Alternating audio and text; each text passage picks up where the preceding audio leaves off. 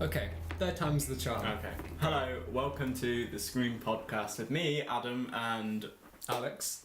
say your name. Alex is my what are we name. doing today, Alex? Because it's your show. Well, I was hoping to sort of discuss film criticism and how... it's very exciting. Yeah. And basically how the state of film criticism right now. What's the most important aspects when you review a movie, when you're watching a movie, and analysing it and that kind of thing? I'll probably say we could probably go touch a lot more on like internet film criticism, kind of YouTube criticism, and that's the main kind of criticism and film analyst that we. Yeah, no one reads reviews anymore. Yeah, because who gives a shit? I can take 20 minutes to read a review, or I can watch a video where someone says in 4 minutes or say. Oh, okay. Also, hopefully, gives critique some critics that we watch. And maybe offer some better ones to you. Yeah, and that kind of thing. And so, in preparation for this episode, I did some sort of research, and one of them is that I looked up what people would consider the difference between film criticism and a review, and the results are. Glasses on to read this. And by research, you mean you got those two definitions from? It wasn't the Google. Oxford Dictionary. It wasn't. I went onto like a film criticism website. Oh, okay. And they said, film criticism is the interpretation of its meaning, analysis of its structure and style, judgment of its worth by comparison with other films, and estimation of its likely effects on viewers. Which is pretty much what you expect. It's pretty accurate. But also, an interesting point about the word criticism, sorry, not to be too boring, is that people often misinterpret it as kind of the colloquial way we say criticism is to criticise, but film criticism doesn't have to do that. Any criticism generally just means, I think it comes from a German word, like, because what's his face, Immanuel Kant's Critique of Pure Reason isn't a... Who's Immanuel Kant, by the way? He's a philosopher. He wrote the Critique of Pure Reason. He's probably one of the most kind of influential philosophers of the 19th century, because that's the 1800s, isn't it? Yeah, that's the 18th century. So, but yeah, it's not a criticism, it just means an exploration of, really. So often people will get annoyed at certain forms of criticism, but they're not really, because they assume it's coming at it in a kind of picking it apart kind of way, but it isn't necessarily doing that. And the following definition for a review or a movie review is a document that critiques the reception of a film at its theatrical or DVD release. It's more consumer orientated, placing more emphasis on recommendation than analysis. Yeah, and I would say most film channels on YouTube do not really get to the level of being a criticism, they're reviews. And that's not to be... Purely review channels. Yeah, and that's not to say something... There's some really good channels that do criticisms, but I'll get onto those later. But generally, reviews are kind of what we're going to be focusing on this episode, I assume. And when thinking about this episode, one thing that I took into consideration was when you watch a movie and you're trying to judge how much you enjoy it or what its quality is, what's the main thing you look at? So I kind of broke it down into sort of, you have the theme of the movie, you have the characters, the arcs, the story flow, and then, technical aspects. Yeah. What would you say is the most important thing in terms of what a good quality of movie is? What a good movie is? Well, for me, frankly, it's either character or story, and I think the only reason I kind of separate the two is that you have films that don't really have a particularly strong narrative, but are really character studies. And I'll probably say, this is more about my taste, but I care about, how the characters interact. Yeah. The character side much more than, let's say, the technical aspects. Like, I'm not too bothered, and I said this in the animation episode, I'm not actually too bothered about too much of the technical aspects. I think they're an added bonus. Like, really what matters to a film is its narrative, its characters, your association with them. I'm not saying you have to love characters to think they're good characters, but the believability of the characters... You understand their motivation and, what their flaws are as a person and how that motivates them. I purely think story is secondary to characters. Characters sit on a pedestal as the most important thing. Yeah, because I can't really see how you would have a good story without good characters. I think you could argue that something like Star Wars has. But that has the typical hero arc. Well, that's what I mean. And so they're quite typical. You characters. have some emotional investment in Luke Skywalker. Yeah. Yeah, that's the person you relate to. And in terms of characters as well, you have like Han Solo, who has character. Yeah. And has, his motivations of being greedy and whatnot, are things that we can relate to. Yeah. Whilst if you compare that to another Star Wars movie, which I don't think you've seen yet, which is Rogue One. Yeah. Rogue One is a very boring movie. Yeah. With some, I will admit, excellently directed action and just set pieces in general. The reason that movie does not work for me at all is none of them are entirely interesting in any way whatsoever. They have no there's one motivation, but our arc is not well completed or well rounded. No. So the deaths were pretty much meaningless to me in the first place. Yeah. And so I can give examples of hundreds of movies where, even though it might be well directed, I don't really care because the characters are boring. But what does well directed even mean? People use that phrase, and I don't really understand it. I'll be frank, because the director I think it depends on the genre of a movie.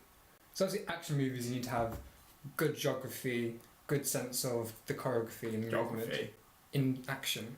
Oh. So where geography? That's what you use when you talk about action movies. Is it? Geography. So I just thought they were just taking their A-level geography. What? That was a terrible joke. Directors have to read their case studies about rocks. Rocks, yeah. I don't do geography. Igneous rock. That's geology. We didn't even do any of that. That's chemistry. But in an action movie, you have to look at the geography between each individual character. And so when you cut between one movement or another, it makes sense, and your brain can interpret it in a way to understand who just hit who or who just shot who. Yeah. Without geography in an action movie, it just it falls down. It's ridiculous. It's like that Taken 3. Any of the Taken movies, and even some of the Marvel movies, especially, geography is quite bad. Yeah, I don't. Some Marvel movies are quite good at geography, but others aren't. But then you have like a movie like a romance film or drama. The director's job purely is to frame it in a way where the camera dictates how characters are feeling. That's not necessarily they have to do that, but that would add to. I think some people get too bogged down on those details though. I don't really necessarily think it's hard to explain because one of the things that I notice is that it's easier to talk about the technical aspects. We just have better language for it. And I often find with internet reviewers, I'm sorry if this encroaches on some of your other kind of points and I'm going off into kind of other things. It's what I notice is that they 90% of the review focuses on kind of the technical aspects, and that's really because they're easier to talk about. Like saying, oh, this camera shot's like this is like this looks really nice. It's like that's easier than kind of going into the character stuff, and frankly I've gotten sick of that kind of criticism because if I would say in percentages what the technical side mattered, I would say about 20% is how much, and of course these things all interweave and overlap, and if the technical's so bad that however good the story is it just isn't well delivered, then fair enough. It's like a Neil Breen type movie. But that doesn't even have a good story, but the technical stuff is kind of really not. It's the vehicle which you're showing a story. It's it's the medium. I don't know. Have you ever seen a low budget movie which isn't technically the best, but you've connected to emotionally and character wise? What was it? I'm trying to think. I think for me, Clerks is one of them. Kevin Smith's first movie, which is black and white because he couldn't afford good cinematography, and pretty much every shot is just one lockdown camera and two guys just talking at a counter. Yeah. But purely because the characters are so funny and interesting and it's just really witty and well written, it doesn't bother me that much.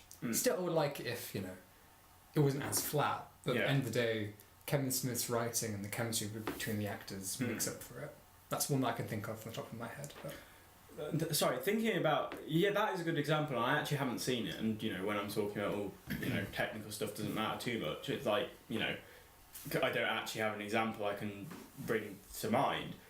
one of the things that I've kind of noticed in people criticising stories, though, is that they'll go like step by step through the story, and this can be okay depending on the way you do it, but they'll go like, oh, this scene was silly, this was stupid, and frankly I'm talking about like Doug Walker, that kind of shit, like What like literally going through like beat by beat what happens in the film, and frankly all they do is describe the film and say, isn't that stupid, and it's like, that's not really do you think it's anything. do you think it's possible to have a good review of a movie without spoiling it? Yes.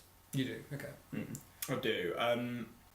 It's quite difficult though, because it depends how much you mean by spoil it, because Could you say, like, I didn't like this movie, why? Because the character made this choice, but without saying the specifics of this character made this choice and I thought it was Yeah. stupid. Could that be a strong argument? I think you can do that. I do think it's to really go into the depth of kind of something, you do have to spoil it. Like if you're going to do, you know, the difference you said about criticism and review, if you're going to do a criticism, that is about pulling it apart and really kind of looking quite closely at it. Like, so you can't really do, you have to go into it in such a way where you do kind of quote unquote spoil things. But there's an interesting fact, and I can't remember what it's got a name, and one of the things that happens is if people get a film spoiled for them, they're actually more likely to enjoy the film. I think I get that. I feel like I enjoy films, well, most of the time I enjoy them It's a lot more on statistical, the so second it's time not- watch. Yeah. Almost that, when I know what the story is, I focus on more of the details that the filmmaker put in. Exactly, yeah. You can kind of think about it more while watching it. And this is the thing, like, we were talking last week in our top 10s, and I was, like, my 10th top 10 animated films. Go and watch the episode if you haven't. Although ignore the first 10 seconds, because I do mumble like a drunk. So Yeah. just No, it's all right. get through that, and it's a great watch. Well, I put as my 10 Bird Boy: The Forgotten Children, and I put it that low because I'd seen it like that week, and I really loved it, and I was like, and when it was there, I was like, oh, is it going to go down or is it going to go up? The thing is, since I've watched it, like, my appreciation of it's still really high because I've been able to think about it more, and I imagine on a second viewing you can kind of simultaneously, and I haven't seen that film twice, I'm just kind of saying that you've already had time to think about the film, and then you get to refresh yourself on all the details, as you were saying, and kind of pull it all together. Like I said about Guardians of the Galaxy 2, the first time I watched it I was like, oh, okay, this is good, and then the second time I was kind of like, wow, this was far better than I remembered, and also it's fantastic. Another question I've got is, how important do you think theme is in a movie? This is going to show my kind of ignorance around kind of how people talk about these things in a non-layman way. What do people really mean by theme? Yeah, that's another question I have here. Oh, Because okay. it's sort of like, it is quite hard to describe, really. It's, I think... is it kind of like the thing the film is trying to get across? Be it a feeling, like... Kind of. I think... message. Did you ever hear about the whole sort of controversy surrounding CinemaSins and the director of Kong Skull Island? No, I heard... I saw their video Yeah, so where he was in CinemaSins... it. Yeah, so CinemaSins made a video about... Not that Screen Chunk is the video, so... Oh, was it? CinemaSins, Okay. they made like everything wrong with Skull Island in 11 minutes. And basically he sort of replied to every, like, quite a few of their screenshots saying, did you even watch my fucking movie? Yeah. And basically talks about how these people are, how they look at a movie and just nitpick it and don't pay attention is detrimental to the entire film critique. And he says a lot that, for him, one of the most important things about criticism is themes. And in Kong Skull Island, one of the themes is set in Vietnam. Yeah. It talks a lot about the Vietnam War, but not directly. So it's kind of silly to describe it out loud, but in Kong Skull Island, King Kong represents the Viet Cong, and the American soldiers dropped in represents the American soldiers. Yeah, the American soldiers. In reality. Yeah. And so there are themes in terms of, like, you know, politics and the whole situation surrounding the Vietnam War, and also touches on politics these days with Trump and things like that. Yeah. And so I agree that the themes are there and it's quite nice to have it in. Like, I like the movie overall, but I think character-wise it's flawed. It has way too many characters, Yeah. and none of them are really developed, and the pacing's a bit off, and so it doesn't really work as a movie. But having said that, I wouldn't really give the movie a better review just because it has these Because it themes has- in. Yeah. Just having the themes isn't enough. Like as Yeah. you said, like it's quite easy. I kind of get what themes are. Now that you've described what he said, I can kind of see what it is, and it's like, yeah, having a theme doesn't make it a great film, Mhm. but I do think, kind of, because what's in. Sorry to go back to Bird Boy and they've gotten children, but what's in my mind after the film isn't necessarily the minutiae of kind of the characters' interactions. It's the kind of effect that the overall themes had, which was kind of environmentalism, anti-industrialism, and kind of drugs and things like that. They're the things that are left in your head. I think if the themes are kind of presented, and you have to get all the character stuff, if the film's very good, you're far more likely to be left with the themes. It's like the character and, you know, story is at one level and the theme is the thing running underneath it, and it's kind of the thing that holds it together, but it's at a deeper level and it impacts you at that point. So I think you can't really have a film without theme. Yeah. Like, it has to be there. It can be muddled and confused if you're not aware of it, but I do think, I think it's important. But I don't know how like in that case you said that the Kong Skull Island person very much knew that those were his themes. Mhm. But I don't necessarily think the creator has to be conscious when they're creating themes, if you know what I mean. Like, they can... I don't know, say it some more. Because, you know, art's quite emotional, and if you create a piece of work, I think other people can observe it and see a really strong theme. It's like... So Have you ever been- is it themes are different depending on who's viewing? No, it's not quite as simple as that. Like, Okay. you know, if you're... Because then you get into the kind of whole, oh, it's completely subjective, and I'm not really of that... I'm not a complete, like, subjectivist, but, you know, of course, people have different responses to films.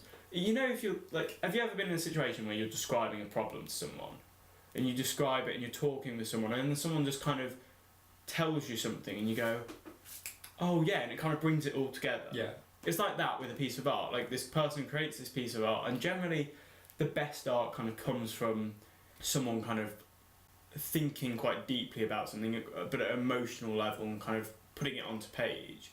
And then let's say someone watches it and goes, oh, that had a really strong sense of this, Mm-hmm. and putting it together. I don't think the creator actually has to be kind of completely cognizant True. of the... Could you almost argue though that, say, a movie has all these themes in, but the way it's presented is not entirely obvious until someone makes a video about it, say on YouTube, and only then do you get it? Yeah. Could then also be considered that Yeah. film's a failure on behalf of the filmmaker? No, because I think that's that's not entirely obvious. Because I think Because that's what you're trying to do as a creator. You're trying to create something that's quite difficult to put together. Like, and I think that's why people create art, is to kind of confront issues that they might not have been able to articulate in a kind of, you know, logical criticism kind of way. Like, Maybe, but I remember I watched Synecdoche, New York. yeah, I really did not like it because the entire No. movie is pretty much a metaphor. But then I started to watch YMS's critique of it. mm. And even though the critique was really in depth and really well put together, and it made a few things make more sense. Yeah. Even though I think at times he was reaching for certain things. Yeah, I Like, don't... he spent 5 minutes talking about how the font of the logo appeared. Yeah, and then it that was so funny. impactful. I was like, it's a fucking No, font. there's a Surely story. that There's can't a be that. story about that. Okay.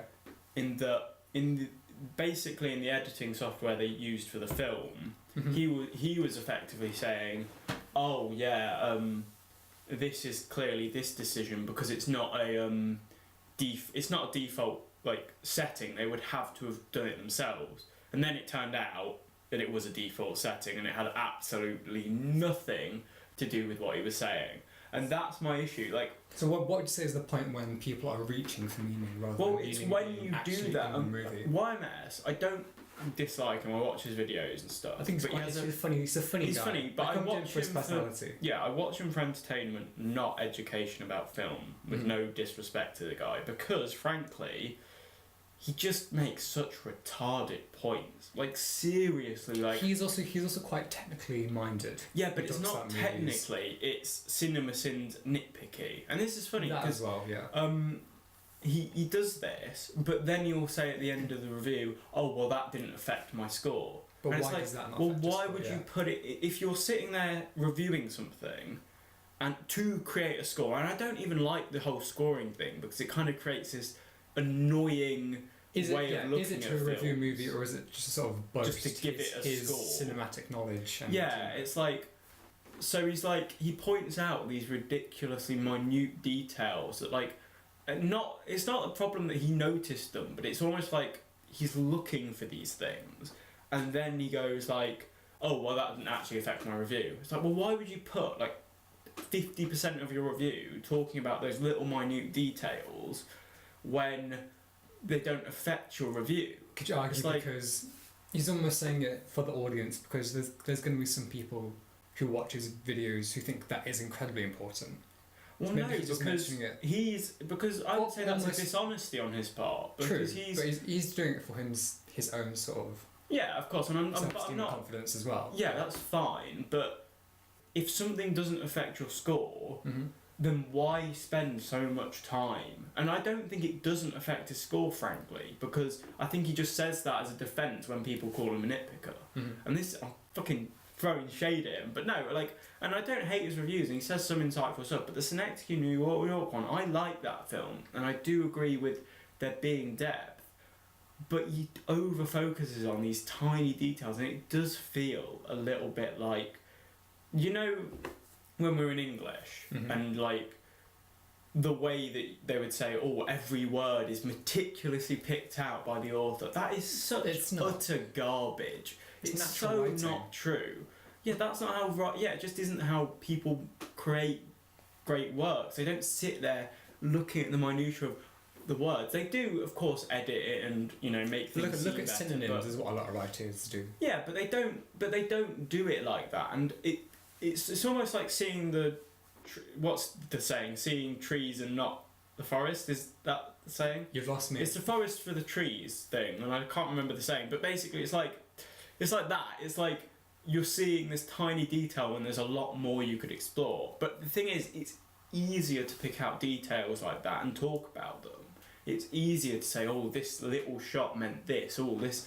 I think it's easier to do that than talk about broad themes, because it's actually very difficult to get under a film and really talk about it in that kind of fluent way where you actually analyse the characters and stuff like that. That's actually quite difficult, and I feel as if like a lot of the analysis is so kind of not nitpicky. It's not really the right word. It's like it's just seeing these minute details and focusing on them far too much. Like, the biggest annoying one from YMS is his review of the Babadook. Babadook, yeah. And that's, I don't really have a problem with what score he gave it or whatever, because I thought it was a good film. I don't think it's an incredible film.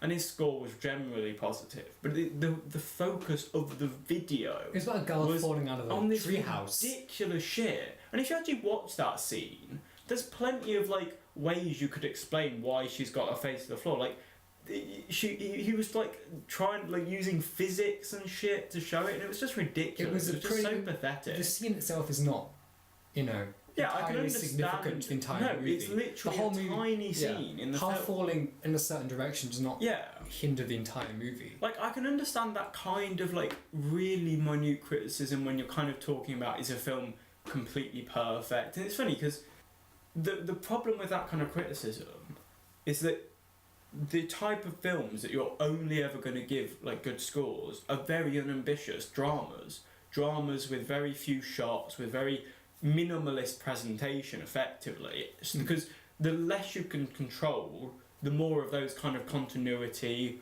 small errors are going to be in play. So it's like all you can really criticise then really say is like all great films are really dry dramas or very or surreal kind of films, because you can't critique a surreal film like that. You can't say, oh well, that continuity error, because it's like, but that could have been by a choice, and it's like yeah, there is a continuity error in Synecdoche, New York, a supposedly perfect film. There's a shot of a dog, and it's never brought up again. But because of the way that film's kind of shown, it could have just been that it could have been there could be some deep meaning behind the dog being there. But Charlie Kaufman himself admits, the writer and director of Synecdoche, New York, he admits that probably should have been cut out because the dog was a bigger part of the film, but then they cut that storyline out. So it was a mistake on his part. But because of the way the film's presented, they can't say it's a mistake because it's surreal and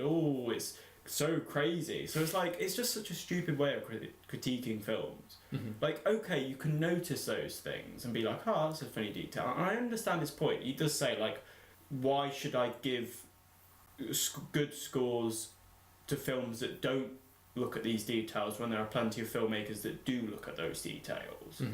But Frank, it's quite telling who his favourite director is. It's this guy called Michael Haneke. Yeah. And I've seen his films, and they're all very except Funny Games. They're all dramas. They're all dramas, but they're all presented in a way where you can control things. So it's like it's a way of hampering ambition. If the way you're going to criticise something and my issue isn't that he does this; it's that you see people in his comment sections with this bizarre snobbery around this tiny detail, and it's going to dissuade filmmakers from actually, if this is the kind of criticism that takes off and is seen as a way of criticising films, a lot of filmmakers might hold back on actually doing ambitious things, and that's my issue with it, because it's if you're going to nitpick every tiny continuity error in long narratives, it's you can't do that. It's not fair on the filmmakers. Nitpicking is another thing I want to talk about.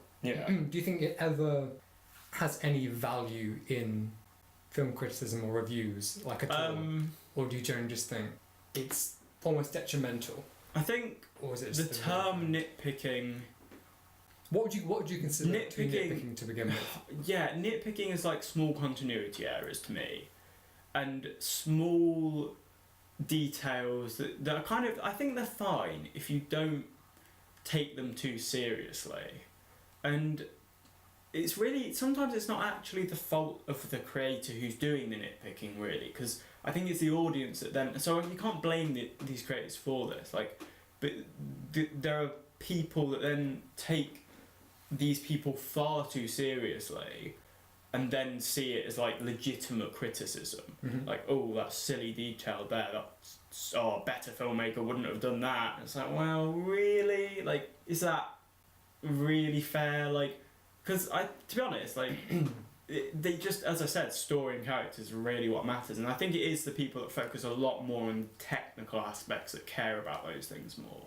I think that was I saw a really great video on YouTube there's a channel called Patrick H. Willems. Yeah. And he made one about plot holes. Yeah. And basically his thing is that people will tear apart movies and nitpick it and that kind of thing. And they'll question why a character didn't make this choice. Why didn't they do this? This is the logical outcome. Oh god, why did this happen? YMS does that a lot as well. I fucking hate it. I think it's so stupid. But Patrick's video, basically to sum up, was humans aren't logical. No. We are not robots, and we're not fucking Vulcans. No. We think irrationally. Humans have irrational acts all the time. We do it every day. Me and you, we do irrational things all the time. Yeah. And fucking hell, yeah. Well, especially you. You're a bloody a bloody menace, mate. Yeah, but one of YMS does that a lot. One of them he did it with and this isn't a good film. I completely agree. Did it with Alien Covenant, and that's fine because it's a shit film. Have you seen Alien Covenant? No. I want to see it. But it looks terrible. I won't do it. See, I've seen other people say it's great, and I've heard arguments about it. And I've looked at their argument. I'm not going to pretend that I've seen it. I've looked at their arguments, and I've been like, actually, that seems pretty interesting. Well, there's a bit where this woman freaks out and slips on blood and basically gets killed, right? And yeah, okay, if you think cold logically, she just slipped in that bit of blood. That's dumb. But she was absolutely terrified. There's a fucking alien come out of this person's back. Are you really gonna assume that she's gonna act cold and logical? It's like people Also, just don't act cold and logical. Also, within movies and just media in general, you need conflict for it to exist. Yeah. And irrational thoughts and actions adds conflict. Yeah, I think And there's so a point at it's which, required. like, and you talk about nitpicks, there are certain, I think they can compound. So if you have so many, like, continuity mistakes, errors, if you have so many where it piles up to the point of pure ridiculousness, I do think there's a point at which that does become ridiculous. My problem with the one in the Babadook was, his Babadook review, was that it kind of focused on this tiny part of the film for, like, it was literally a 10-second scene. Way too long. It was a 10-second scene, and it was, like, really the only thing that I could nitpick. And there was one other one that was, like, they used a stock sound effect, and I actually kind of could see where he was coming from with that one. But again, like, they take up such small parts of the film where it's like, can you not give it, like, some credit? Like, you know, is that really worth spending so much of your review talking about? And I think it's a pretty disliked review of his, to be fair, because of how people were just like, okay, you're just being ridiculous in it. When you talk about stock sound effects and sort of cliches, Ralph the Movie Maker, I've seen in many videos, he always says, oh, and they use the cliched violin noise. That's not a cliche. It's not a cliche. Also, at the same time, just because other things use it, doesn't mean that you can't use it. If you can use it effectively to work in a scene, what's the problem with it? Yeah. I mean, it does sound. It does come across like, oh, I've seen a lot of films, so I know when this is used, and then that becomes wrong for some reason. But I do think they're quite inconsistent with it as well, though, because there are plenty of films that use certain pieces of music that, if they weren't from their favourite directors or stuff, they just wouldn't like it. And it's just like, like it does come across like, if I don't like this film, that becomes a problem. And like, I want to kind of bring a point up. The Plinkett reviews about the prequels, people have said, oh, that's just nitpicking. Like some parts, there are some parts that are, I completely agree. But I want to be clear, I think people misinterpret those, and I think people have taken those far too seriously. Like, they are for a comedic effect. They're you know, it's about a fucking guy locking women up in his basement. The point is that the joke is the kind of meta joke about the it's almost kind of taking the piss out of people who take the piss. It's about like, this is you. It's you making your a dick joke. in a cat. Yeah, it's the making a joke of the kind of people that would, like, while sometimes giving some interesting insight, it is taking a really, like, is talking like shit about the kind of person that would sit and analyse a film like that. But there were points in I would say the point at which story nitpicks are necessary is when they're kind of like the Emperor in the prequels. Yeah. Eventually, if you put together his plan, it was just like, you know, he was a magic god that knew exactly what all the characters were doing. Yeah. And there is a point at which things like that do, you know, compound on each other and kind of, you know, every time you take a liberty story-wise so that a character knows something that they really shouldn't know or has a certain power, where in a singular instance you could maybe shrug it off and go, okay, they just needed to do that for the story. Yeah. But there are points where it gets so ridiculous where you're just like, okay, this is just silly. So I do think there are points where small details do matter. I think if it's lazily put in just for the purpose of you couldn't think of another way to forward the story, then that's not. And I'll give you a good example, and I do think this matters. Okay. And I don't. And it is a small. I think arguably someone could call this a nitpick, but in the Last Jedi. Here we bloody go. My God. Let's stir this part up again. The hyperspace ramming thing. Yeah.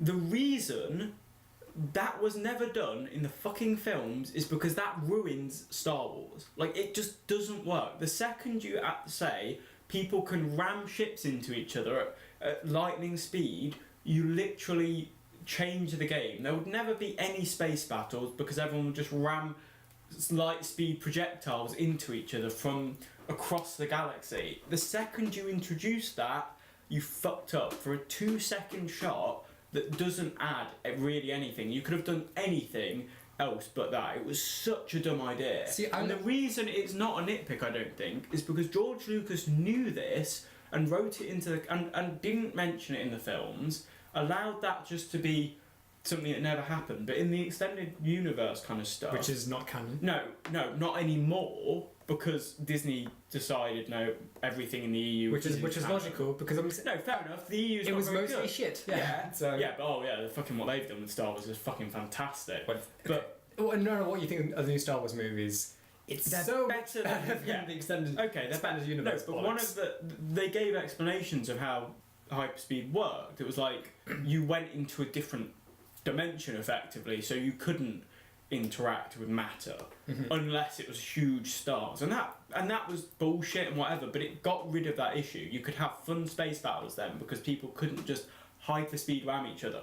And okay, people might say, well, it's not why? canon. Well, I argue you can't use this. No, but that's not the point. My point is that was never part of the issue with Star Wars because they never addressed it. They just went, okay, people use hyperspeed to get to places far away, so we don't have to worry about time dilation and shit. You know, they can get across the galaxy easy, faster than light travel, whatever.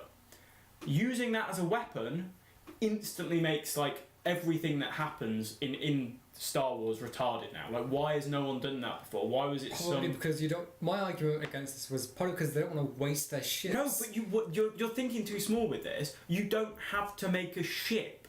You just need any projectile that you can put a hyperdrive thing in. But okay, how big is a hyperdrive, Adam? Well, clearly not very big because they've shown as the small ships using it. On their own or with a massive on their ship? own. In Return of the Jedi, they show them using With who? hyperspeed.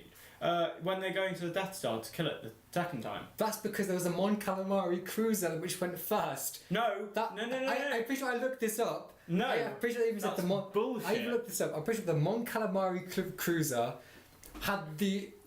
No. What's it called? In it, and which the X-Wings tagged onto. The tiny little thing they use in the last Jedi. What tiny thing? The tiny little ship that Rose and John Boyega's character got in hyperspeeded. Small ships can do it. You can just make. You can just it was tiny. You can make. They've got enough money to make fucking Imperial cruisers. Just make big enough projectiles that can hyperspeed. You wouldn't have to do any space battles. You wouldn't have to waste resources in space battles if you did that. It's such a dumb idea for one dumb shot. Was that it literally every? It was a cool shot. No, yeah, it was a cool shot. But they could have done anything else with it. They did that ridiculous thing. It was so stupid. Because I concede. Literally, I concede. every single fight now, you just go, well, why don't they just get a ship and ram it? Get a droid to drive a ship. We don't have to lose. You know, they even made a point of showing how many losses they had in bombing that. What was it? The Dreadnought or whatever. But could you also argue that the only reason that worked because it was a giant ship? What? Holdo's ship which he rammed into it was humongous. That's why it blew up. Yeah, but you could just put a hyper speed thing on a meteorite. You just they've shown. But it's the how big a meteorite do you need? Yeah, but what have we become? What have we become? Just get a load of small ships and ram them into something. You don't need. You just need a hole through a strategic point in the ship. A hole in a ship is going to fuck it up. It's such a dumb idea. I hated it, and that is a small point in a film. Small points in films can be crucial to how people view films. Okay, so let's say you create a great film, and then at the end some random guy comes in and shoots all the main characters, and people then hate your film because you did something retarded at the end. It's a small part of the film, but is it really a nitpick? I think there is. Small details cannot be nitpicks. They can be like you were saying. I did say this actually on the podcast. You were saying about the recent Plinkett review about Rey taking Snoke's ship and then magically being on the. Yeah, I think my rationale for that was she probably just called Chewie while she was on the ship, told her to meet on Crate, and then they just went in. I don't. Because I think with the Space Cruiser Lightspeed thing, it's hard or very hard to find a logical way around that to where that can work. But Yeah. the Rey Snoke ship, you can just go shoot Yeah, Chewie. Yeah, I think That is a pure nitpick which doesn't ruin the movie. no, for me. but I don't think that He- wasn't the point. Plinkett's point was the fact that throughout the movie, Rian Johnson uses lazy tactics to Yeah. put characters together, Yeah, which I can sort of agree with. yeah, and that's the point. And again, that's a good example of where I think nitpicks used kind of right is to say that okay, there are multiple points at the time when you do ass pulls basically. That's not a good thing and it makes your film less good. That's fair enough. Like there are certain times, so yeah, there are times when nitpicks are fine. I think it's when people over focus on nitpicks and then go through, oh well, the gravity of the girl falling. It's like she could have, first of all, you can hit the back of your head and get a nosebleed. Mm-hmm. Second of all, she could have turned over to try and get up. I don't know, like there was enough time because the way the shots I'm talking the Babadook. the Babadook. Yeah, there's a way the shot's done is he pushes the girl, the camera goes on the parents, they run over, and then she's on her front. Yeah. So it's like, Having said that, okay. you shouldn't need, because that is such a small point, and we shouldn't need to explain how a girl can fall out of a fucking treehouse. It should just be, it's a slight continuity error, Yeah. which adds nothing. Yeah, it's Nothing such to the a movie. It's like, oh well, I noticed it took me out of the movie completely. Well, maybe you don't have enough suspension of disbelief which to watch you do fucking need, which films. you need with movies in general. And any narrative, fucking hell, like you could pick holes in any, like some of the greatest works in history. It's like Jesus Christ, like those kind of things don't diminish the value of a work. Like fucking hell, you have to be like a pure autist to think that. But speaking of Red Letter Media, I like them generally. I think Yeah. Half My Bag series is actually pretty good for the most part. But there's a lot of times when they're criticizing movies, they keep referring to subtlety, Yeah. and it got me thinking, how important is subtlety in a movie? Yeah, I agree with Because you. I there are don't times like when that. they go, "Huh, that's subtle." I'm like, symbolism doesn't have to be subtle or anything. Nothing has No. to be subtle. As long as it's effective and works well in the movie and doesn't also break the movie's. Look, I know you like Man of Steel, Alex, but Go on then. that fucking cross thing. It doesn't matter. It It's doesn't so matter though. dumb. It doesn't Like, matter. No, okay, yeah, that was It's symbolism. The symbolism works. It doesn't matter how subtle it is. Does it work? I don't know. We talked about it before offside, I think outside the podcast, and you were talking about when subtlety was. okay. I think there are You points mentioned where Nymphomaniac in one of them. yeah. Oh yeah, I did. Yeah, there's literally a scene in Nymphomaniac where the two characters are literally talking about paedophilia, and it's like it's clear it's literally just Lars von Trier's opinions through these two characters like interacting. And does that It's just- change their? No, it's the characters? literally just But does that change- them speaking Yeah, about it. But does that change what the character would think anyway? No. Or is it just? It's just literally there's a scene where they just talk about the fact that wouldn't it be bad to be a moral paedophile? It's like you fucking kidding me. Like, Lars is a bit like that though. Like there are certain things in like I like Antichrist, but Antichrist has certain aspects where you can kind of see that. I think really the issue is when it's an insult to the intelligence of the audience, really. And I know that sounds like a bit of a shitty answer to this, but it's like the reason the Man of Steel thing is a bit retarded is because we can see the Jesus allegory. Mm-hmm. It's already there. You don't need to push that kind of symbolism. You don't have to be like, oh yeah, audience, do you know that he's a Jesus figure? It's like, yeah, we get that. We get the kind of parallels there. We can think. We're not that stupid. Like I think it's when it's like, oh, the audience really needs this. They need us to show us this. They need this explaining. It's not really about subtlety being better. It's about things not seamlessly fitting into the story. So, let's say a scene happens. Characters are talking and something is implied. And you're like, oh yeah, I get that. And then later on, because whatever, they, at a crucial point in the film, they flash back to that important scene. Well, that's unnecessary because we've got memories. You're like banging us on the head being like, remember this, like that's important. Mm-hmm. And it's like, and a lot of lesser things do this, especially TV shows where, and it's more excusable in TV shows to be fair because it's longer format, yeah, and you might forget things. Sometimes you need a flashback. Yeah, sometimes you do. Like yeah, say, so fair enough. let's say I think in Blade Runner 2049, There is. so it's such a long movie, but that flashback to the dream architect, the memory architect, when she kind of goes, no, there's always a bit of a creator in that art. I think that was required to make you go, because. But I don't think that there's a subtle difference there because that was the reason it brought that scene back was to show us that Kay was remembering. Kay was making that connection. Mm-hmm. There are times when they'll just show a flashback and it's not like it's fine. Yeah, like when it's like that. I think that was quite a good use, as you said. Like it worked because it was about Kay realizing it was.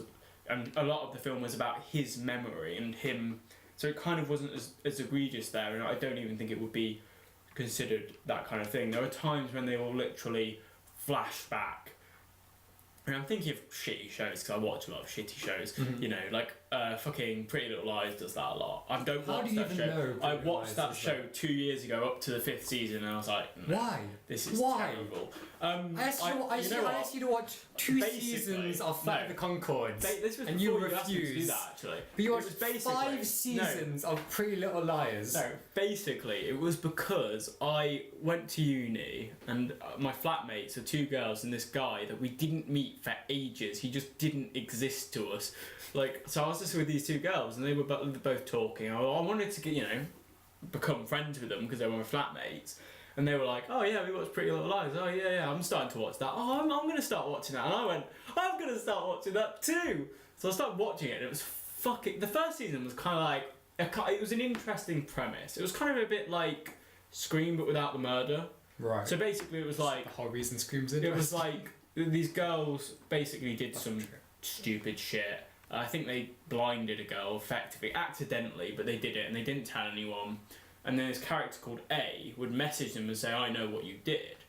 I'm going to tell people if you don't do these things. And they had to do like dangerous, embarrassing shit to themselves. And then they try and find out who this figure A is. And the problem with a series like that is it's a cool premise and it works for so long. Oh my god, this show went crazy with like, you think A is this guy? Actually, it's this guy. Oh my god. I think it ended up with it being the twin sister of one of the the British twin sister of one of the characters who they didn't know about from birth, and that's how, like, because a lot of continuity things started to go really wrong with that, and that again is where that became a problem, because this show is about the nitty gritty and like all these details, but then it's like, oh, this character did this. It's like, well, how the hell could they have done this? Because they were there. It's like, it was a shit show. Don't get me wrong, but it did that a lot, where it would flash back to something that happened in the episode, like, oh no, and it's like, fucking hell, like, how did we get onto this topic again? Because we're talking about subtlety. Oh yes, how subtlety. flashbacks can be used. I think it's just anything where it's too. I don't think your symbolism has to be subtle. It's almost like least amount of symbolism to get your point across. Like you don't, like every scene you don't need to show something like, there's a symbol, like, like, so I'll just off the top of my head, let's say you want to convey that a particular family is very religious, right? So this guy walks into their house and all you'd have to do there is put like, a cross on the wall or something, or just something indicating it. If then they did that, they had the scene, and then zoom in on one of the crosses, it would be like, okay, that's ridiculous. And I'm not saying that could never work, but if you've already conveyed the point, you don't need to add extra symbolism, I think is kind of the point at which it's fine. And I suppose that becomes a really subjective line. Yeah, some people pick on things more quickly than others, and I don't know, I least possible force, least amount of pushing whatever you want to push. So then could you consider, because you said subtlety is subjective, Yeah. could that be is that a legitimate tool to use when criticising a movie or analysing a movie? Yeah, I do think it can be, and this comes on to like a good kind of other topic of like what actually is the function of a film reviewer. Because film has such a large subjective element, what people like and what people don't like. I honestly just think like YMS, I think I have a very similar taste to him. Mm-hmm. I don't really need to watch any his reviews, because I don't really think his reviews really reflect anything. We just have similar taste. So if he were to recommend a movie, I'd probably watch it and like it. And if he didn't like a movie, I probably wouldn't like it. And any articulation beyond that is just kind of saying stuff for the sake of saying it. Like I think really what people should do is find a reviewer that they have a similar taste to, and then go off that. I don't think it's anything about properly reviewing films. It's more about just finding someone to tell you what to watch, because there's so many films out there. Do you stick to just one though? Oh, not just one, yeah. Like that, but the thing is, I don't watch Chris Stuckman because he's just such an unreliable source for me. He'll give something an A, which I'll give like an F. Like, you know, like okay, maybe not that harsh, but he's got such a different taste to me. Mm-hmm. I don't think he's any worse a reviewer than YMS, but he just has such a different taste. And same with Jack. What's his face? Jack Jones, or am I getting that guy's name wrong? The guy that's almost exactly like Chris Stuckman. John Flickinger. No. He's like a really huge guy. He's his mate. I don't know who you're talking about. Okay, no, I do know who you mean, but not him. There's another reviewer that's very similar to, and both of them, I just don't have their taste. There's nothing wrong with them, and in a way, I actually think Chris Stuckman is a more honest in some ways, and I don't want to shit on YMS too much, but I do think he less does too pretentious? much. Yeah, like, but I actually find myself much more agreeing with YMS than I do Chris Stuckman. But so why would I watch someone that doesn't give me recommendations? It's like I don't have enough time to be looking into films. I really think that's the utility of a reviewer, and it's not to be like, I hate it when they say stuff like, oh, I'm trying to be as objective as possible. I actually don't want you to do that, because I want to be able to look up interesting films that you like. I don't care why you like them. We seem to have a similar taste. It's nothing about you being more objective than other film reviewers. Also, objective reviews do not work at all. Well, I don't get the word. All that means is the technical stuff, because technical stuff you can be more objective about. Kind of. I think there was a video by this guy called Jim Starling who does game reviews. Yeah. And he made this thing about, he was reviewing Final Fantasy 13, but he did it in a 100% objective. He kind of goes, Final Fantasy 13 is a game that is a JRPG. Yeah. Some people like JRPGs, some people do not like JRPGs. It has sound. Some people like the sound, some will not like the sound. It is a video game. Yeah. Exactly. If you like video games, you're like, that was the whole thing. Like, this is the thing. It's not helpful in any way.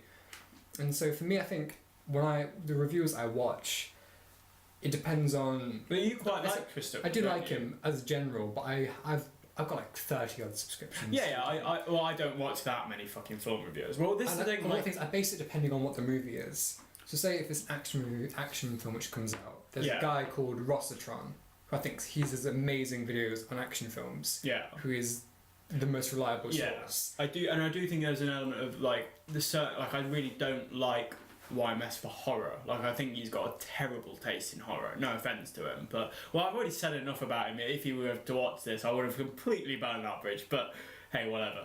You furry fuck. Yeah, you know, like fuck you. No, I don't hate the guy. It's just I don't. You're funny. You're funny. Yeah. And this is the thing. I wish they would take it a bit less seriously, because there's an entertainment aspect to it, and I feel as if part of it's like something that YMS can't really change. Like, there's a tone where he comes across quite superior. Smartly. Yeah, superior. Like, this is a correct Aren't I opinion. clever that I notice this? Yes, I noticed this small detail. How intelligent am I? It's like, well, are you? Like, okay, most people just probably noticed it and went, oh, you know, whatever. Mm-hmm. The film overall had a cool theme, plot, stuff, and I liked it. Well, okay, his horrors, I just think the way he looks at, like, it really frustrates me, because a lot of, actually, this is a completely different topic, actually, sorry, just to go off tangent. That's right, tangents. But one of the things that frustrates me about a lot of reviewers that I watch is when it comes to horror, they become very bizarrely obtuse. Like, I don't think a film that is marketed as horror has to be scary. Not in the sense of kind of like, that's when you go, ah! No, not even like that. I don't think fear is that simple and like making a good Well, film. Like, horror's quite a broad sort of, not the genre, but in terms of the word. Because also horror is subjective. People find things scary, things. yeah, there's But I think, like say, like Hereditary. yeah. Kind of spoiler for Hereditary, but devil worship is one of I've the. never seen it. No, Hereditary is like there's a whole thing about devil worship and which is horrific on its own. But then it also has things like your child getting murdered, which is horrific. It's not done in a way which makes you go it's so scary. It's kind of like how the characters react to something and how they're feeling so low and depressed and suicidal. That is horrific to watch. Yeah. It doesn't have to make you feel scared. It's to make you feel how the characters are feeling in the moment, which is going to be all kinds of low feelings. Obviously, it's a horror movie, but Again, I'm really ragging on YMS. I feel really bad for this a little bit. give But it a break. one of the things that I almost invariably does if he reviews a horror film and he doesn't like it is he goes, I just didn't find it scary. As if that's the... Even with comedies, it is that. With the I just last... didn't find it funny. Yeah, and it's funny because I watched... What was the TV show? I watched the TV show. Oh yeah, Flowers. And that's marketed as a dark comedy. Mm-hmm. I didn't laugh... Oh no, actually that's unfair. I laughed quite a few times. It's not that funny. But it's not funny, but that's not the thing that I loved about it. It's a brilliant depiction of depression. And I was like blown away by it. I was like...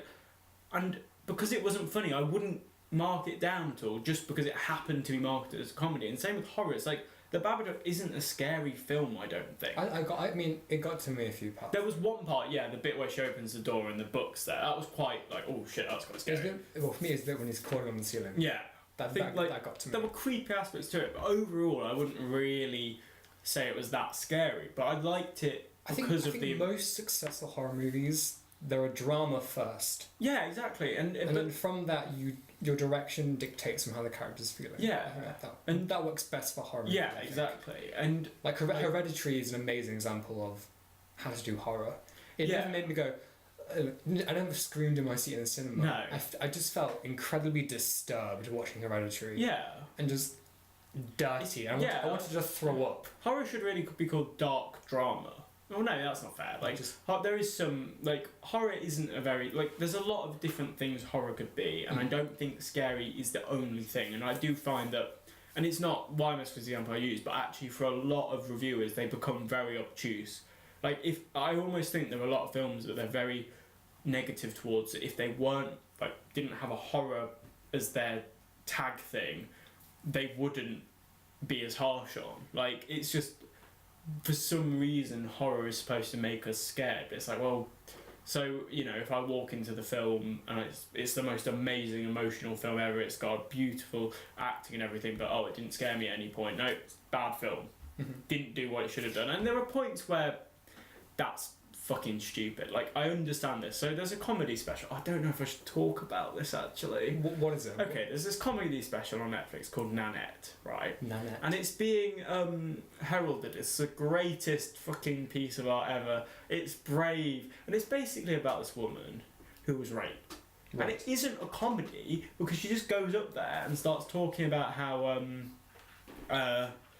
she was raped, effectively. And it's not funny. Like, I remember I read a story online. I read a story online, and she was doing this whole routine, and it's not funny at all. It's like quite sad. It's sad and stuff. And that's the point. Is it's not meant. It's anti-comedy. It's meant to be like a political statement, effectively. Mm-hmm.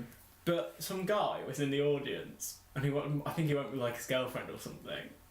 It's so horrible, but she was talking about a rape, and some heckler just goes, "Where are the jokes?" And he got it's horrible, but he got kicked out of the place, kind of admittedly. But there is an element of if you go to see something, especially a comedy show. A comedy show, it's so you're going to get heckled. It's part of the process of doing. But one of the things that I didn't like about it was that it wasn't that interesting. It was okay, it subverted our expectations because it wasn't funny, but the issues that she was talking about, I think, have been expressed quite well. It wasn't new. I feel really horrible because it was her experience, but at the same time it's but I don't feel like I could criticise that because of the political statement it's making. It's a good statement to be making at the moment. So to say that you didn't enjoy it is a little bit of a no-go. But that's not really my point. So there are times when subverting expectations doesn't work. Like, yeah, if you go into a horror film and it's completely, you know, I can understand why people do make that criticism, but horror, I suppose it frustrates me more with when it's quite reviewers that kind of pride themselves on being open to weird stuff and weird films. Mm-hmm. Like, I'd be fine.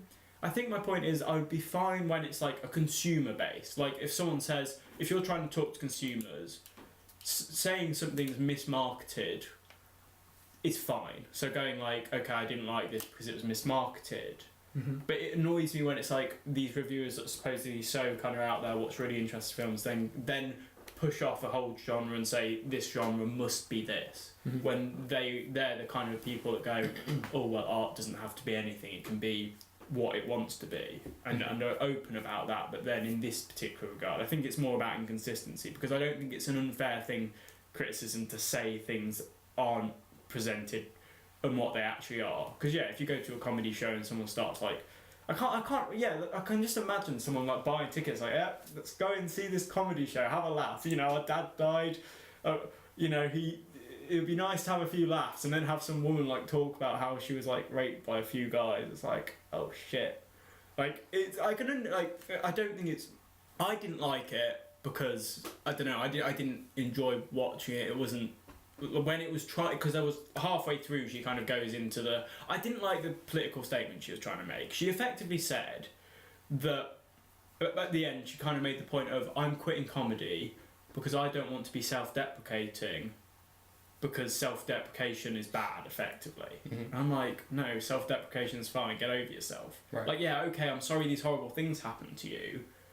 Because she was basically saying, oh, it's not accepted to be who I am, because she's lesbian as well, like, in the world, so therefore I'm not going to be self-deprecating because I don't want to be laughed at. It's like, well, comedy's a bit, it's such a retarded. I'm so confused. I think it's such a dumb, but it's because it's a confused political message, and it's just like, okay, I can get why people think it's so brave and so out there and so amazing, such a statement, but actually I just don't like it or agree with it and think it's a bit dumb and ill thought out. Right. No thanks. Sorry, that was my review of Nanette. What did you give it out of 10? Don't say it right now, because that's the next point I have on my list. When it comes, what do you think about numbering a movie or giving it a letter or grade? It serves a function. It has a function, but do you think it's at all useful? I prefer when they don't do it, to be honest, because I think it becomes... Which is weird, because you quantify everything in your life. I know I do, but I like media, because they just say, do I recommend it or do I not recommend it? It's kind of like quite a... It can be left open to interpretation, whereas it's like I remember, oh god, I'm really fucking, there's a particular film podcast done by particular YouTubers where there are times when it's like, oh, I gave it a 9, you gave it a 7. Let's hash it out. It's like, you both liked it, it's just you liked it slightly less than each other. No, it's not that, it's a different one. Yeah, it is Sardonicast. But yeah, it's that's the only one I know that you listen to. It's ridiculous. So. It's like, it's just, why? Get off the YMS hate wagon, Adam. Why is there so much hate in your heart for YMS? I like him. I watch most of his videos. You two have so much in common. It's actually weird how much you two have in common, but... No, we don't. We don't have anything in common. I think all the things you know about Adam from YMS is the same thing Adam... Wow. Adam has. Fucking hell, Alex. Sorry, but I said you quantify everything. We had sex with this one guy, and you went to me, it was a 6 out of 10. Oh, yeah. It's like, what the fuck? No, it wasn't you. I told loads of people that. Like, I don't say it's gone up to a 7 in my memory, to be frank. Say that. I hope. Steve never. My mum was like, "Oh, can I listen to this podcast?" Because I happened to be talking to her about it.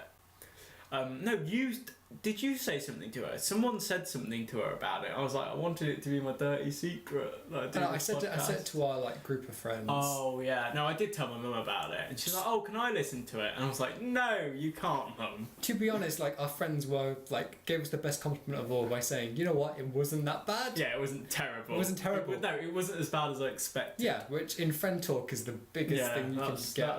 That was nice of them. It was an achievement.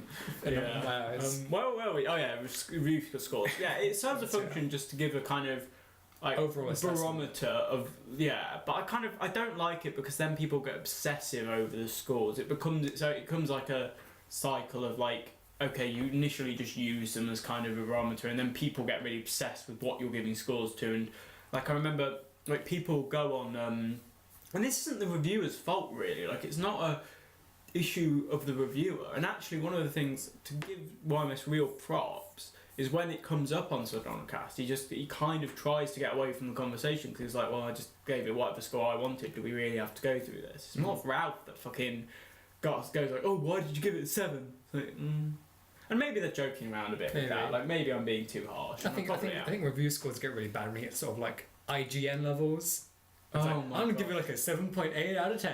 It's okay. Well, that's a particular thing where Donkey has a really Donkey has a really fantastic video on this, where to appease the people that give them the game and stuff, they'll give it a higher score than what they really should be giving it, because what they're actually saying in the review, like they'll say incredibly negative stuff in the review and then give it a 9 out of 10. And there becomes a point, and also actually this would be a good way to like roller coaster on type. I particularly don't like reviewer aggregator scores. Like Rotten Tomatoes is the worst. Reviewer aggregator scores. I think aggregator scores are actually fine. I don't think Rotten Tomatoes is that bad because I know what it is. People kind of like, you got 27%, everyone hates it. I went, no, that just means that 27% of people give it a 6 out of 10 or more. Yeah. That's all that means. Yeah. Like a movie could get 6 out of 10s out of 10. They'll get 100% Rotten Tomatoes. Yeah. It's no barometer of... Well, my frustration with it, frankly, I keep saying frankly today. Frankly. Well, my frustration with it is that, frankly, the reviewers are shit. Like, I'm sorry, have you actually read the reviews of some of these people? No. They're cunts. They're absolute cunts. I mean, the only ones I've ever read are like Armand White. Oh, Armand White is a legend. He just puts a middle finger up to these motherfuckers. Like, because he's just he's just the inverse parody of them. They're such simpering assholes. There are times when he likes like really shitty like Assassin's Creed and the emoji. I don't think he does. I think he just does that because it annoys him that you get this kind of homogeny of like really fucking pathetic weasels. Like, I'm sorry, maybe, but he gives like Suicide Squad like a negative review as well. Did he? Yeah, he hated that movie, which is weird because like.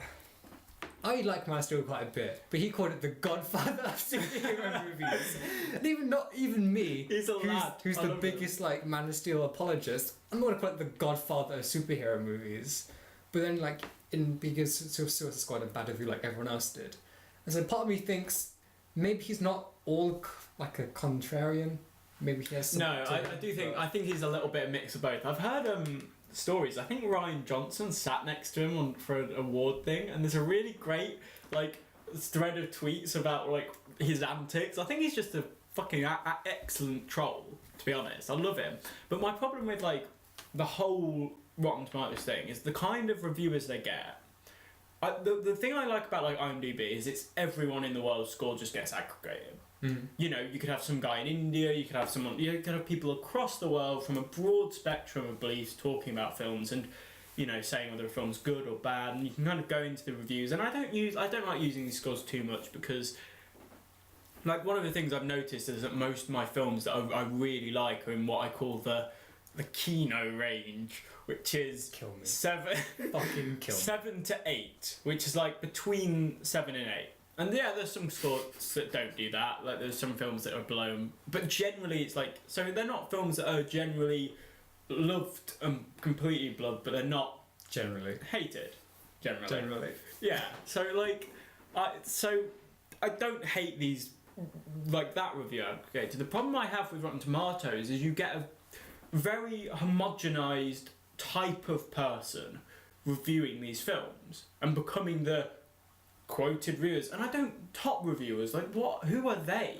Who are the top reviewers? And frankly, they're homogenized politically. They're homogenized. You know, they're politically. They're the same. They're mostly from America and Western countries. It's like you don't get a diversity of opinions about these films. Like you just get like a very and upper class as well. Like you just get this homogenized I think group of people that are just like cunts, and it really shows. Like Black Panther got 100%. I was just gonna. It's like say, I'm sorry, that was it purely wasn't 100. It wasn't. It was like 98. But if you look at it based on the amount of reviews it got and the score it got, in terms of Rotten Tomatoes, it's the best film ever made. Yeah, and so It's what? not. It's a pretty shit movie. And I think written reviewers are probably massively swayed by current politics. Well, there was that one guy who gave it a negative review. Saying, Yeah. I thought it was balls, and he got so much hate. There was a woman and as well. There calling him a racist. were two people I saw. This was right after the film came out, and one of them like gave it a middling review. Was like, it was alright. And I think she was a woman, white woman. But who cares? It's like she might not like the film. Jesus Christ, get over it. And then some guy, and it's like they got so much shit. So as a reviewer, why wouldn't you just give it a positive score? You know, there's less hate given towards you, an easier life, Yeah. and doing it. You also like clicks who said, Whereas, that's amazing. Whereas you go on IMDb, you're anonymous, you can give it a score, and you can, you don't have to. People can be more honest about their scores. It's like I really hate Rotten Tomatoes, and Rotten Tomatoes clearly has, and it really annoys me with smaller films as well, because you get like what happens is you get like 7 reviewers, which is not enough to kind of build a consensus, but because they're smaller films that don't maybe get reviewed as much, you get like really high scores because you only have 7 reviewers, or really low scores. It's like, well, it just doesn't really work. And especially I think TV shows is particularly bad because the way written reviewers review TV shows is they watch like the first episode or the first 6 episodes, and it's like, well, to watch a show. I mean, there are game reviewers who play the first 6 hours, and it could be like a 40-hour game. It's like, how do the pacing doesn't get worse as you go along? Yeah. Or maybe the progression's fucked. You don't know, but exactly. So you get, and this is the problem with paid reviewers. I think that's in all types of media, even music. Some people listen to an album once and then review the album. I don't know about you, but when I listen to an album once, I focus on the sound first, more on how it sounds, and would listen to it again. And there's listenability. Second time I focus more on lyrics and that. Lyrics and stuff. Yeah, I need multiple. I don't really review music like that, but I know what you mean. If I were to get an opinion on an album, I need to form it better. One of the things with reviewers is like paid reviewers are probably quite busy people doing like shit and going across and doing stuff. And it's like I can't really they can't go back and like rewrite a score. Really, in the way the aggregator does work, it doesn't really work like that. So they could change their opinion. And the thing I like about the current state of reviewing on YouTube and stuff is that if someone changes their opinion about a film, they can make a quick video and be like, oh yeah, I changed my opinion, I quite like that film. And well, it's why like as a reviewer, my favourite reviewer on YouTube is probably Video Game Donkey. Not even about the film, it's because he really cares. Like he plays the whole game and he makes sure to make and he makes really in-depth, really good views. He is the reason I played Hollow Knight, which is like one of my favourite games. I know you don't like this guy's personality, but I think you can deny his passion and Angry Joe. As much as you don't like his personality, but the amount of effort he puts into the game and the amount of passion he has, like he will look at everything in a game. Yeah. To the point of like how like even I'm like I don't really care about this at this point, but he does, and so that's why I trust his reviews generally. I just find his personality utterly. And his skits. No, I'm joking. I don't have a problem with it. His skits are complete garbage and cringe. His actual substance is good. Can we talk about nostalgia quickly? Right. So the worst thing he introduced into the kind of critic thing. I don't hate him as a person or whatever. I know there's loads of controversy He's right a at the shitty moment. person, it seems. I've not read into that too much, so I don't want to make any comments really about that. But by God, these skits are he's so not bad. funny. They're so He's bad. not a funny person.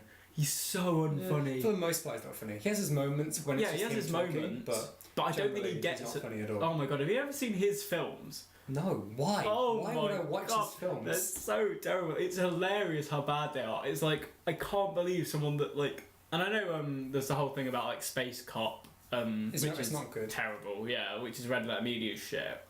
But oh my god, if you look at Nostalgia Critics films, that is a new level of bad. It's like, oh my god, like, and I don't know, like, it seems to be a lack of self-awareness there. Yeah, Like, I get that. and yeah, his skits are just so unfunny, and it's funny because his videos are more skit based and get more and more, and that's the point at which I completely like Tuned out. I haven't watched one of his videos in a long and to be fair, time. I was never a huge fan of him. You had your Point out. brief point of like. Well, I quite liked. No, I like his reviews where he just talks. Yeah, But then they just disappeared, so it's like, okay, ignore that. But also, this is where reviews as entertainment comes in. Like, I would never really take his opinion about anything seriously. It was just entertaining to watch someone talk about it and as a character and kind of. Like, I never took. In the same way, the Plinkett reviews are far better and Red Letter Media are far better, but, you know, they were just kind of entertaining. He did a few videos where I was like, oh, okay, that's quite a good. His shorter videos were generally the ones I like his better. editorials are pretty good. Yeah, his editorial videos were better, where he was just like, because people are more likely to talk about kind of themes, character, and those kind of things. Like another thing that he introduced that I really hate reviewers doing is that whole kind of, and he's not the only one to do this, but kind of go point by point through the story. Go, okay, then this happens in the story, and it's like, that's not what a review is. You're not telling the film's story and saying how dumb it is not how you review it. Sometimes you have to give context to what you're, like the Plinkett, again, not to suck off the Plinkett reviews too much, because I don't think they're like the best thing ever, but I'm gonna come. Oh, they're hilarious. They're more entertaining than they are like, yeah. treaties on film. Purely for comedy. But also I think he walks a line of kind of going too much into the story. Like, he doesn't just go beat for beat through the stories. There's kind of enough. Like, yeah, you need to go into the story to see why they're bad, but you don't have to literally go through the whole thing, which is what he did for like most of his films. To the point where people did actually start to question whether his was fair use, because it was so like just going through films. So, and most people are very much on the side of fair use, but people did question, actually, are you using fair use here? In the same way, Ray William Johnson, that old I've heard of him, but I've never watched it. Did you never watch it? I used to watch it. Was it any good? No. It was literally it wasn't him, he wasn't funny or interesting as a person. It was literally just his videos were collecting 3 funny viral videos, putting them in his video and going, here's a funny video, and making some very small commentary. And the funny thing was, he would get like sued and stuff, and he would kind of like appeal it. And I don't think he ever did, because he knew he would lose, because he knew it wasn't actually fair use. Right. So there were points where it's like, it's what you're doing, fair use. And Nostalgia Critic, like, it's okay to shit on him now, because he's a known dickhead these days. It's fine. It's like Max Landis, you can shit on him all you like now. I know, but speaking of which, I think should we just list off a few critics that we think are good or have something to say about? Like, even not even just critics, like film analysts. To say if you like analysts. Yeah, I mean, if you like Nerdwriter or something like that. No. You don't Nerdwriter? No. You don't? Which one's Nerdwriter? There's one that I really don't like, who's like really pretentious. I don't mean pretentious, actually, because pretentious is a completely misused word. I don't mean pretentious. What video did you do? No, Nerdwriter might be okay. Because I like Nerdwriter sometimes. The times when I watch a video of his, I'm like, I spent 10 minutes watching this, I'm not sure what I've learnt. Yeah. It's a bit of just sort of waffle at times, but he does good videos about, like one of his recent ones I can remember was about Rowan Atkinson and his use of characters, his comedy in a character's actions rather than what they say. I liked his video on, I think it was his video on Hayao Miyazaki. Possibly. It was him. I don't watch it because I haven't seen any Miyazaki movies, but... Every Frame's a Painting. Every Frame Painting, that was great, but he stopped making videos. He stopped making videos. Lindsay Ellis. Like, Sometimes Lindsay Ellis is I want to make clear, It's funny because she is probably one of my favourite YouTubers, but I completely politically disagree with her. Me too. Like, you know, well, no, probably not, because she seems quite reasonable. Well, like, I feel as if there are I would times when have her a con. there are times when her politics get in the way. Well, no, not get in the way, because I think it's honest to mix your politics in with how you review films. It's like, it's undoubtedly going to happen. But I think she does some really wonderfully in-depth videos. Her Hobbit videos are really good. Fantastic. That bordered on of just pure journalism. Yeah. It was so Her good. 9/11 one's really good as Fantastic. well. It's one of my favourite YouTube videos. Me too. I've watched. I think that it's so so many times. brilliant. What's the other one? Her Guardians of the Galaxy 2 is fantastic as well. Her videos are just fantastic. Like, I think she's consistently brilliant. But I will say something. I don't like her. Stephanie Meyer video. No, well, yeah, I just disagree with her politics on that one. But you know, to be fair, she still made a case for it, and it was, you know, she thinks things out even though we disagree on stuff. But one of the things that I hate her Transformers series, not I started because watching it, I thought it was not alright. because of her. She presents it amazingly, does a lot of research. It's because I hate Film theory. film theory. Yeah, I think academic film theory is absolutely awful, and it's because of critical theory. Which, right, okay, I should probably explain this. No one's watching anyway, so whatever. But effectively, critical theory is a kind of movement in philosophy, kind of a philosophy of society and art. It kind of became quite prevalent in art theory and literary circles. It came from something called the Frankfurt School, and they basically made theories about society, about people's role in society, but it was very much politicized, and it wasn't Marxist, but it was kind of influenced by that kind of thing. It's very left-leaning kind of leaning left-leaning kind of politics, and I'm liberal myself, but over very kind of that kind of thing, and it became very prominent in, I would say, within literary circles in the 60s onwards. Mm-hmm. Like, there was it was quite prominent generally before that, because I think it was like after the Second World War, or during, or maybe a little bit prior. Kind of, it became a thing then. The problem with it is a very particular thing. It has a complete view on. It's very much about oppression, about, you know, people's struggles. Like, there's gay theory, women's theory, or feminist theory. These are all part of critical. These are all schools of critical theory, and it was interesting in Lindsay Ellis's video explaining film criticism and academic film criticism that was really all there was, which was, and there's loads of ways you can analyse film, and critical theory is not the only way of doing it. And the problem is, literary theory kind of has a history of stuff prior to critical theory. Like, it has loads of things. Like, I'm not too read up on, like, psychological theory. There are different theories you can use. The problem is, film theory and the idea of criticising films kind of came about right where critical theory was really popular. So all the kind of writing and work on film theory is very much in the school of critical theory, which is frustrating because it's fucking retarded. There you go. There you go. Is that your 2 cents done? Yeah, and that's why I hate those videos, but I think they're very well put together, and they're interesting if I liked critical theory as a framework for theory. And this is the thing, critical theory in a small amounts is fine, because it's an interesting way of looking at things, but if it's all the analysis you're doing, I don't like it. Okay. So, yeah. That's more than 2 cents, Adam. I know. That's at least 3. That was 3 cents. Anything else? What was the other reviews that I like? Yeah, go on.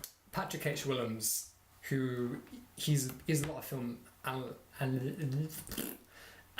analytics. Should I keep that in? Who is it?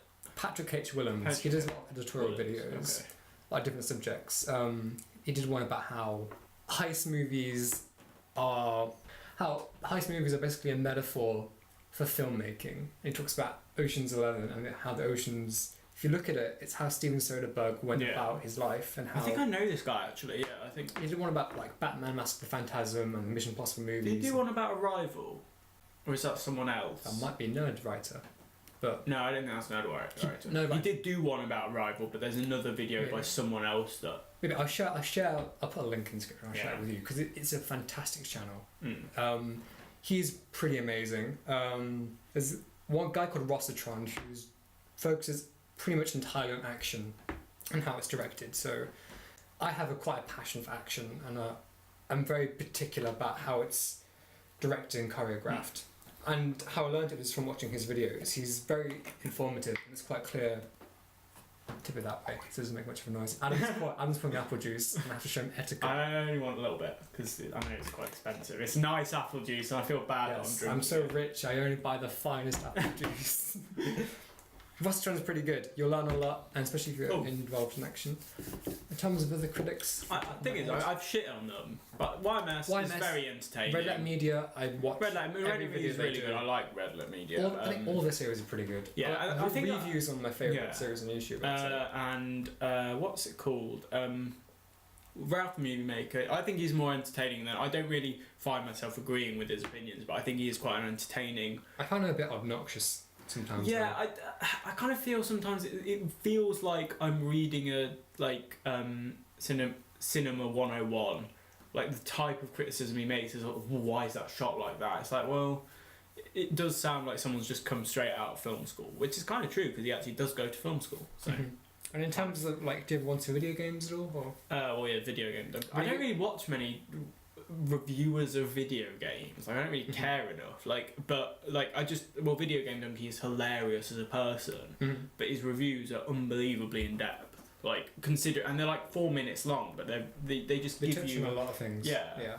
And it's like I do watch his best games of the year and use it as recommendations, and I do. Super Mario games. I love it how he does those. He's like, he uses games that he played in the year rather than, rather than actually games that came out this year. Yeah. I don't like YMS. I love his long top videos, 10s, top tens, because there are a lot. Because I do. Yeah, there's more than 10 movies to recommend in a year. I love limited that. to 10. But he takes so long because he's kind of obsessed about it being within that year. Whereas if it was just films that he'd watched within the year, but I understand why he does that, and I do love those videos. And that's true, because if I had a top 10 of 2018, I wouldn't have movies from the 50s and 80s just all intermixed. Yeah. Okay. There's one thing actually I didn't touch on. There's one thing I had on my list is that you ever watched a film where there's one aspect, like one specific thing which ruined the entire movie? And I don't mean in terms of character choice. I mean in terms of film. So The Last Jedi. No, I'm joking. That had so much wrong with it. I'm trying to think. So one aspect. Because I watched a movie recently. What was it? This is why it came up. It was The Last Jedi. No, it was. I watched that King Arthur movie which came out last year. Oh, okay. And I thought, I might enjoy it because the critics trashed it, and but generally people kind of it's a fun movie and a good director. I thought some of the visuals look quite nice. I'll check it out.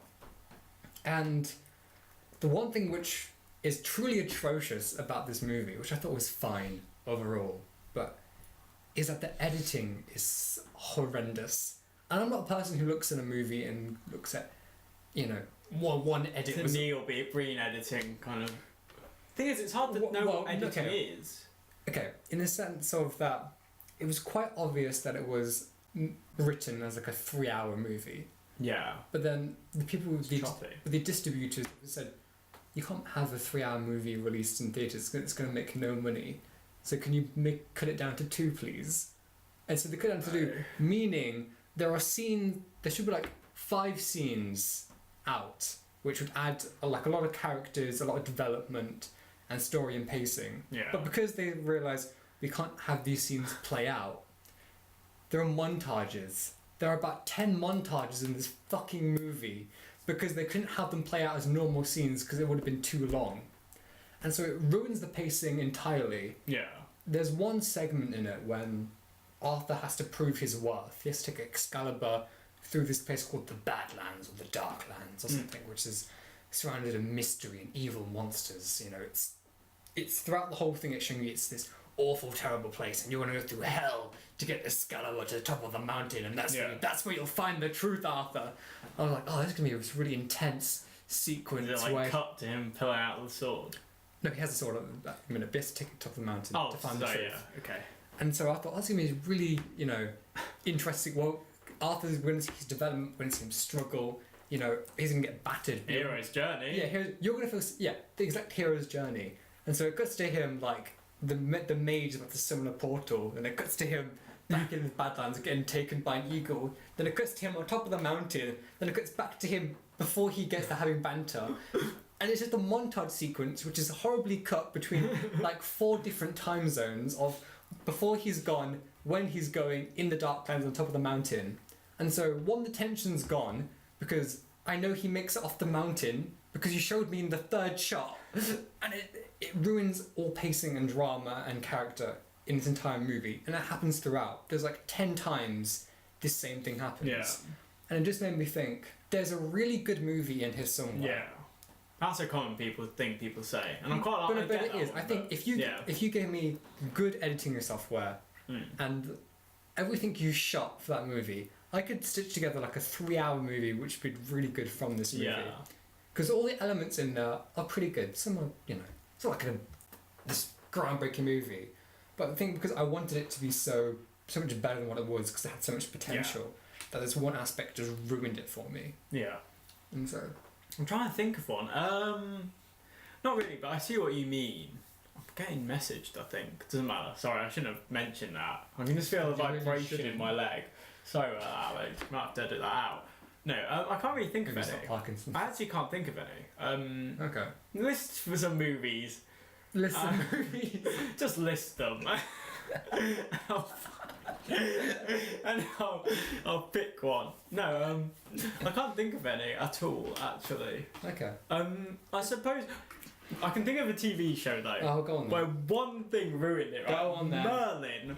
Oh my Remember that God. old show? That fucking show. It wasn't a great show anyway, but it was entertaining enough, Even right? at the time, I didn't really watch So Merlin. the ending, he's fighting this fucking Morgana. Well, tell her what Merlin is. Okay, it's a show about the wizard Merlin. If you don't understand who Merlin is, then you're not going to get this. But okay, so he fights against this woman called Morgana. And actually, to be honest, like Morgana as a character's like development was quite fun in that show. Like she was a good guy for a bit, then she turned into an evil woman. It's like, oh shit. But then, so basically, you're thinking, oh my god, there's gonna be a showdown with Morgana. Oh my god, he literally just stabs her. She dies. That was it. That's all that happened. Well, like, that wasn't the only thing. Arthur dies.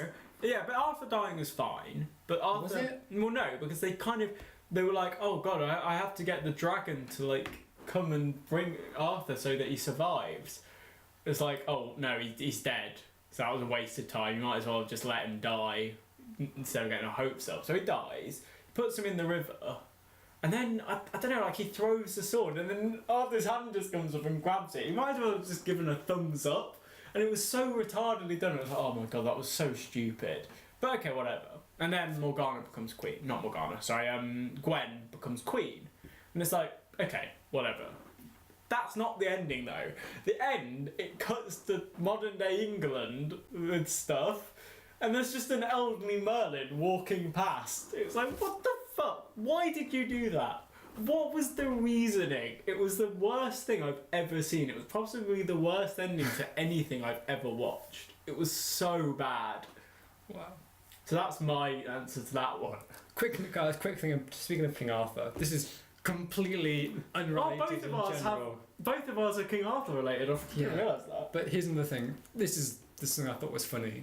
They're developing a new King Arthur TV show. Oh. But it's set in modern day. And so Lancelot is just a guy called Lance, and he has a partner. They're cops, they're detectives, and they have a partner called Gwen. And fucking hell, and so like there's a guy called, instead of Arthur, there's a guy called Art who's a graffiti artist. Oh no! And his friend, I can't remember his friend, but it's like the police are trying to track down this graffiti artist named Art, who has some sort of prophecy to do something. Bright Mark 2. It's gonna be what? Bright Mark 2. No, nothing will be as bad as Bright. Oh, Lindsay Ellis' review of that's really good. That's good. Well. It was a good review. Yeah.